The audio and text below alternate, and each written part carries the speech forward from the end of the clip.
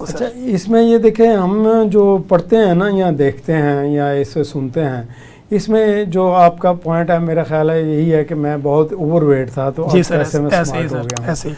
तो स्मार्ट होना ये एक बड़ा फ़न है, इसी फ़न पे ही आज हम पूरी गुफ्तगू करेंगे। जी सर। मैं आपने देखा होगा तनवीर साहब, आपका भी एक्सपीरियंस है कि आज तक दुनिया में जितनी भी मेडिसिन बनी है ना वेट रिडक्शन की, जी सर, सब की सब फ्लॉप है। ऐसे ही है, सब तरीके जितने भी हैं, बैरेट सर्जरी है, फलां है, कुछ भी नहीं है, सब 2 नंबर चीज़ें हैं। मैं तो ये कहता हूँ ऐसे ही है, वो कि मेरे शोबे के लोग ही हैं जो वो ये करते हैं, लेकिन उससे रीगेन हो जाती हैं, सारी चीज़ें दोबारा वापस आ जाती हैं। ऐसे ही सर। एक्चुअली उसमें ये हुआ कि हमने ये देखा कि इसकी काज बेसिकली है क्या, ये मोटापे की काज क्या है। तो मोटापे की काज जब हमने एक्सप्लोर की, देखा, उसको पढ़ा और सुना, तो ये आम तौर पे बताया नहीं जाता किसी लेक्चर में, क्योंकि इससे मेडिसिन का इंटरेस्ट नहीं है। ऐसे ही। तो डॉक्टर्स की जो एजुकेशन होती है वो तो 80-90% मेडिसिन से रिलेटेड होती है।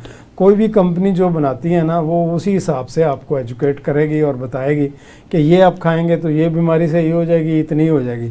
तो हमने डायबिटीज़ को भी इस तरह ही समझा हुआ था। जो आम MBBS है उसके लिए जिस ज़माने में मैं प्रैक्टिस करता था तो उस वक्त डायबिटीज़ सिर्फ ये थी हमारा नॉलेज कि ये डायबिटीज़ क्या है। डायबिटीज़ का मतलब है कि डायनल ग्लूकोफेज, 2 ऐसी दवाइयाँ हैं, ब्रांड हैं, इसी के आज भी चलते हैं।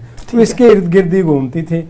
हम यूरिन में उस ज़माने में शुगर चेक करते थे। ठीक है। तो यूरिन का टेस्ट, वो भी मेरे ख्याल स्ट्रिप वाला प्रोसीजर जो होता वो, उसके बाद फिर स्ट्रिप वाला प्रोसीजर आया। फिर उसके बाद हम यूरिन लेते थे, उसमें 8 कतरे एक रिजेंट के डालते थे, उसको गर्म करते थे, तो वो उससे हमें पता चलना।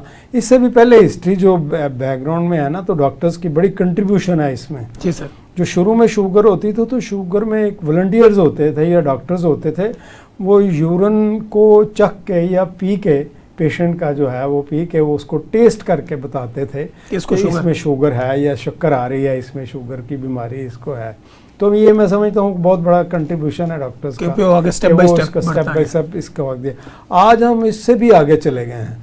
आज हम ये जो लेटेस्ट नॉलेज है ना, हम ये समझते हैं कि ये शुगर या मोटापा, ब्लड प्रेशर, ये इसके अलावा कॉग्निटिव फंक्शन, दिमाग की बीमारियां, डिप्रेशन, एंजाइटी है, इसके अलावा इसको इरेक्टाइल डिसफंक्शन है, या औरतों में लिबिडो है, या बच्चियों में PCOS की बीमारी हो जाती है, इनफर्टिलिटी हो जाती है, तो उसको PCOS की बीमारी या इस तरह की, ये सारी एक दूसरे से कड़ी लगी हुई है, ये लिंक है।